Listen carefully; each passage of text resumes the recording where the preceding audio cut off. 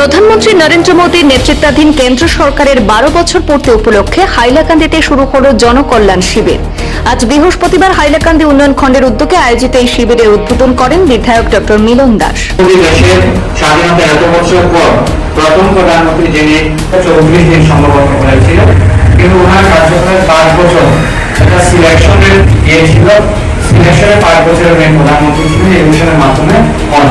তো সেই 5 বছর যদি আমরা মাইনাস করি তাহলে 11 বছর 34 দিনের। এই শিবিরে কেন্দ্র এবং রাজ্য সরকারের বিভিন্ন জনমুখী প্রকল্প সম্পর্কে সাধারণ মানুষকে তথ্য প্রদান এবং প্রকল্পগুলির সুবিধা গ্রহণে সহায়তা করা হচ্ছে। বিভিন্ন সরকারি বিভাগের পৃথক স্টলে প্রকল্পের সুবিধা, আবেদন পদ্ধতি এবং যোগ্যতা সম্পর্কে বিস্তারিত জানানো হয়।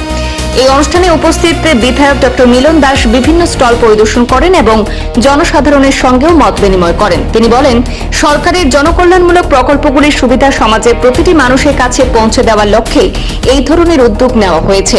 শিবিরে বিপুল সংখ্যক মানুষ অংশগ্রহণ করে বিভিন্ন সরকারি প্রকল্প সম্পর্কে তথ্য সংগ্রহ করতে দেখা যায়। প্রধানমন্ত্রীজির 12 বছরের কার্যকালের পূর্ণ হয়েছে, আপনারা সবাই জানেন। সেই হিসাবে সমস্ত দেশেই বিভিন্ন অনুষ্ঠান চলছে। তো সেই অনুষ্ঠানের অঙ্গ হিসাবে জনকল্যাণ শিবির, যে শিবিরগুলোতে বিভিন্ন সরকারি প্রকল্পের বিষয়ে মানুষকে ইনফরমেশন দেওয়া হয়, এই হাইলাকান্দি ব্লক ডেভেলপমেন্ট যে অথরিটি রয়েছে তাদের ব্যবস্থাপনায় আজকে প্রথম শিবির হাইলাকান্দি জেলায় আমার বিধানসভায় উদ্বোধন হলো। এইখানে বিভিন্ন বিভাগের যারা নিজের নিজের স্কিম প্রকল্প নিয়ে এখানে ওনারা টেবিল লাগিয়েছেন, হেল্প ডেস্ক লাগিয়েছেন। তো সাধারণ মানুষ যারা এইসব প্রকল্পের বিষয়ে ইনফরমেশন নিতে চান বা জানার ইচ্ছে আছে, তারা নিশ্চয়ই এই জনকল্যাণ শিবিরের যে স্টলগুলো রয়েছে সেই স্টলে এসে যোগাযোগ করার জন্য সবাইকে আহ্বান রইল।